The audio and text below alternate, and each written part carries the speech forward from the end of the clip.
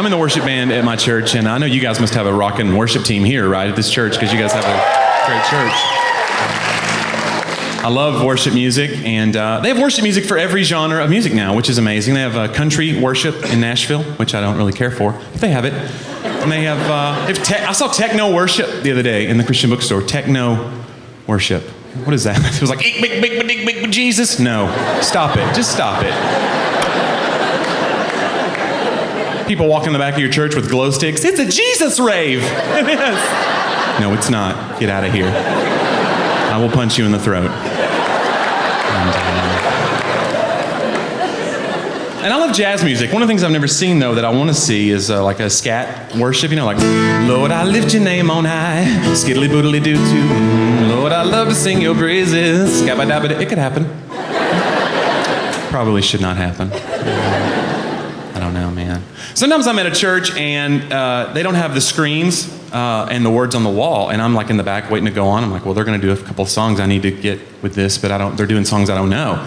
And if you can't hear the words really well, sometimes it doesn't go well, you know, and that's how stuff like this happens. I was in the back of a room and I was like, I am afraid of God. I am afraid of God. I am afraid of God because he calls me Fred. That's weird. You don't need... It's a weird one. Be weird. Unless your name is Fred, then you'd be pretty impressed, really, I guess. Yeah. Sometimes I think there's a whole worship subculture that we forget about, that people that don't go to church don't know about. And so, like, if you're a worship leader, the worship leader at my church is just, all he ever listens to is worship music, and his voicemail is a worship song. And I don't mean like it's playing in the background and he's like, hi, I'm Dave, leave a message. No, this is his voicemail. Ring, ring, ring, boop. Shout to the Lord of the earth, let us boop. What do you do with that? Well, I'll tell you what I did do. I left him a message, and it went like this. I called, no answer. So I'll leave you a message, and I'm wondering where you are. We don't hang out anymore, is what I'm saying. We're not friends any longer. I'm looking for new friends. If you could just let me know if you'd like to be friends. But again, I'm on stage sometimes, and maybe the worship team, like if you have a good monitor mix on stage, you sound good to yourself, but out there it sounds like Charlie Brown's teacher. You don't know. And so I was in a church about 6 months ago, and they were doing a brand new song at the time, and now I know how it goes. It goes, he is jealous for me, loves like a hurricane, I am a tree. It's beautiful. It's like poetry. But that's not what I heard, and so... What I sang was, he is Muhammad Ali, floats like a butterfly, stings like a... They asked me to leave. That's what I'm saying. He was talking about Chris Tomlin coming through, man. Chris Tomlin, I got to meet Chris Tomlin, y'all, at a thing I did. It was called Worship Together Tour, and I was an MC. Y'all, if you get a chance to meet Chris Tomlin, I was not ready for it, because he's a little dude. He is little. You can put him right in your pocket. You can. And still have room for Toby Mac. They are tiny people.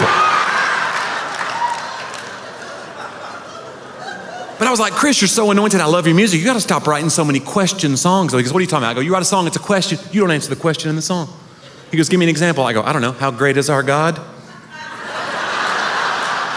We're waiting. He's got one we do at my church. It's a question song.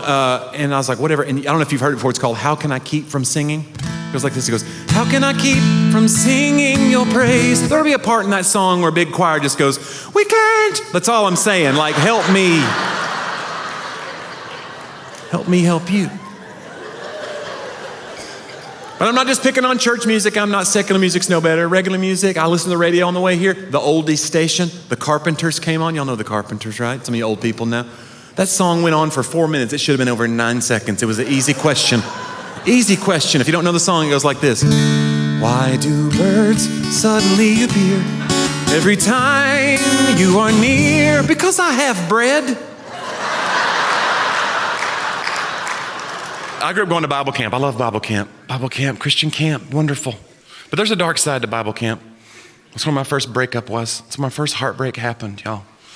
And I feel like girls do this sometimes to us guys, you know. They don't want to date you anymore, but they play the God card. You ever have that happen to you? That's a bummer, man. I don't like it. And so this is a song I wrote about that experience. It's called The Unhappy Camper. And I just hope it blesses you in some small way.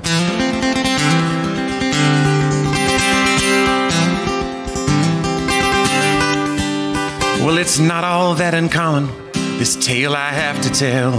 Young hearts can be blown by the winds of change. When we headed off to church camp, everything was going well. But by Friday, she was acting kind of strange. We were standing in line for pizza when she said we need to talk. And I thought my 13-year-old heart would break.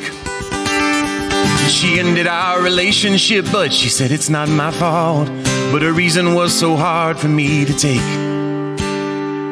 'Cause she said she broke up with me for Jesus. She said that she was tired of compromise. She's gonna take some time and just date Jesus. But at least I didn't lose her to some other guy. I thought at least I didn't lose her to some other guy. But the next time that I saw my girl, it made me sad.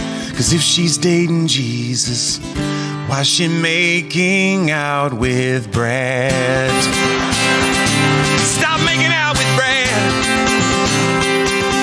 Stop making out with Brad and Dave and James and Earl and Ted and Fred and Evan and Kevin. You get the idea? Thank you very much. That's